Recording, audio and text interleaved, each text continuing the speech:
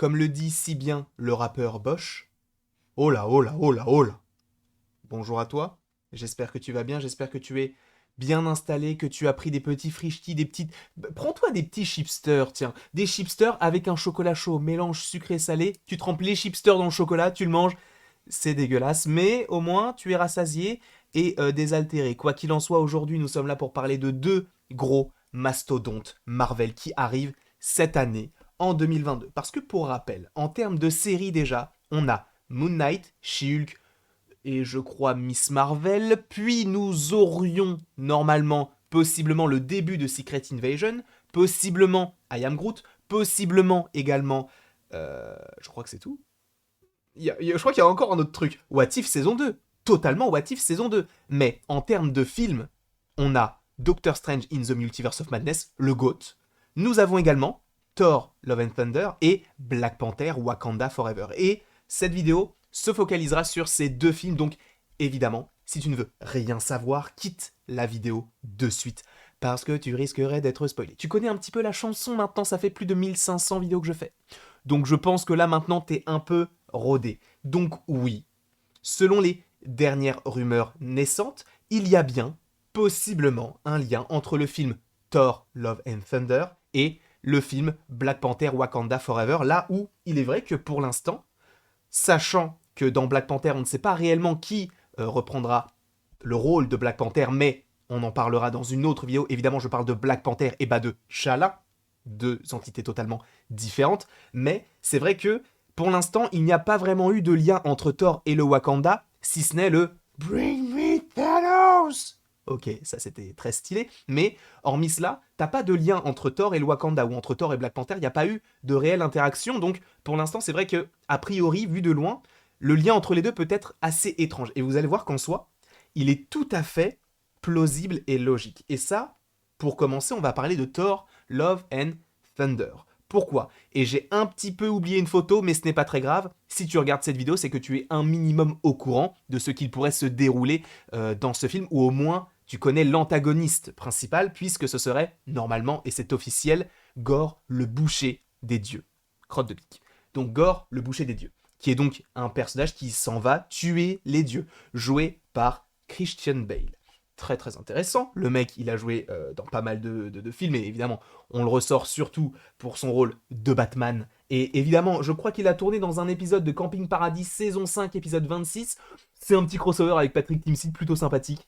Je vous invite à les regarder. C'est totalement faux, évidemment. Mais concernant Thor, Love and Thunder, il devrait jouer, et il jouera plus précisément, le personnage de Gore, le boucher des dieux.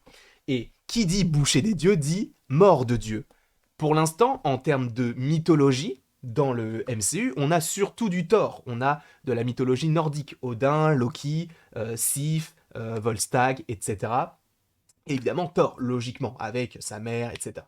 Mais, en soi, il n'y a pas qu'une seule mythologie, et dans le MCU, on sait qu'il y a plusieurs dieux, entre guillemets. Et pour ça, on va s'y référer, puisque normalement, selon pas mal de rumeurs, dans le film Thor Love and Thunder, alors je ne crois pas que ce soit officialisé, mais de gros médias en parlent et le relatent les faits, en fait, nous devrions avoir l'acteur, donc Russell Crowe, connu pour son rôle de gladiateur, connu pour d'autres choses. Je t'avoue que pour l'instant, je crois qu'il a joué dans L'Arche de Noé.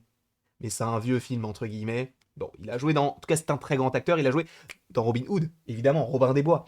Et cet acteur serait au casting de Thor Love and Thunder, mais apparemment pour une sorte de caméo, mais pas vraiment un caméo. Pour ceux qui ne savent pas ce que c'est qu'un caméo, parce que je sais que j'ai eu la question sur TikTok, c'est une apparition légère d'un personnage ou d'un objet ou d'un élément. Là, on devrait avoir ce personnage-là qui devrait jouer Zeus. Oui, donc le dieu de l'Olympe, tout simplement. Donc on sait qu'on va avoir de la mythologie nordique, mais également de la mythologie liée, je crois que Olympe c'est grec, donc c'est de la mythologie grecque et nordique. Donc on a deux mythologies.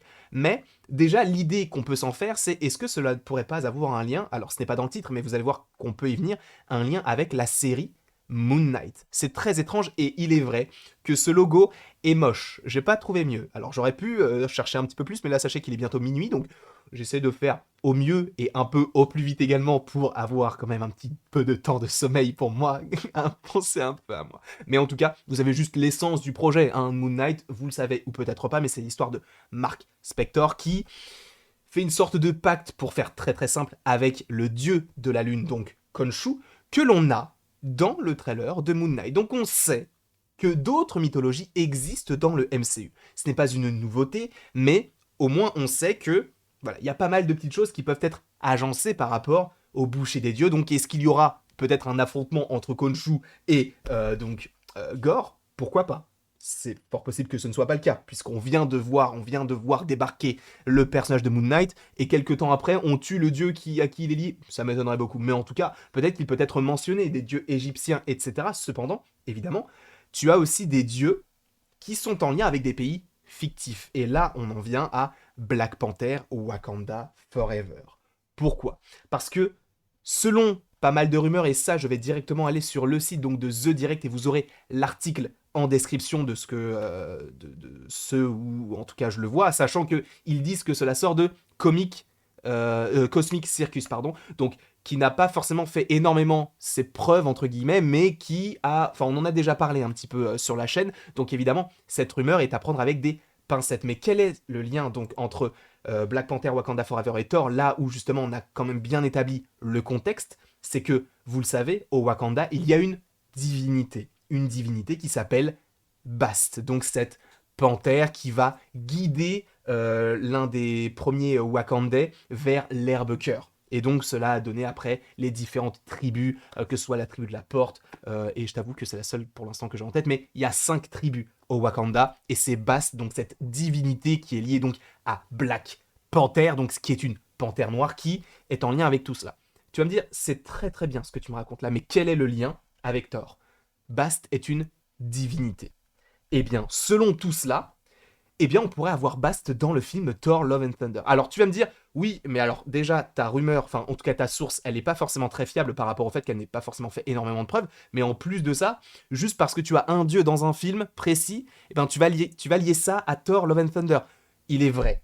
Il est vrai que c'est très peu. Et si ça avait été que ça, on aurait pu en faire une vidéo parce qu'en soi, on part très très loin pour si peu. Mais là, il y a un petit peu plus de choses qui m'intéressent dans cette rumeur, dans cette news, et évidemment c'est The Cosmic Circus qui donc le relais, mais je l'ai vu donc via The Direct, et en fait ça part en fait tout simplement du IMDB de cette actrice qui s'appelle Akosia Sabet, qui sur son compte IMDB, c'est marqué directement qu'elle a joué dans, attendez, je vais vous dire ça de suite, dans La Malédiction Winchester en 2018. Elle a joué dans Clickbait, où elle jouait un personnage du nom de Bailey Quinn en 2021. Donc Clickbait, qui est un film Netflix. Donc, si vous voulez le voir, n'hésitez pas.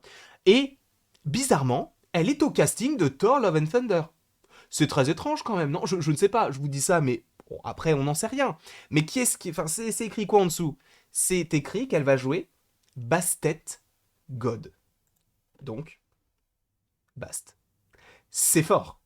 Donc le dieu Bast serait joué, ou plutôt la déesse Bast, serait jouée donc par Akosia Sabet dans le film Thor, Love and Thunder. Encore une fois, pour l'instant, ce n'est qu'une rumeur. Rien n'est fiable, pardon, et ce n'est pas parce que justement tu as tout ça qui est en... Enfin, où il y a des rumeurs autour de ce film-là, ou en tout cas d'un lien entre les deux films, que ça va se faire. Encore une fois, je ne dis pas que ça va arriver, mais que ça peut arriver. Donc, l'idée d'avoir un lien entre Thor, Love and Thunder et Black Panther, Wakanda Forever par rapport au fait que le méchant, l'antagoniste du film Thor, Love and Thunder soit Gore, le boucher des dieux, et que dans Black Panther, Wakanda Forever, tu es un dieu qui s'appelle Bast, et qui, comme par hasard, serait joué par Akosia Sabet, qui serait au casting selon son IMDB de Thor Love and Thunder, excuse-moi du peu, mais je trouve ça très intéressant, sachant qu'encore une fois, t'as plusieurs dieux, notamment, comme je vous l'ai dit, Zeus, qui sera joué donc par Russell Crowe. Donc, on sait qu'il y a des dieux qui vont arriver. Gore, le boucher des dieux,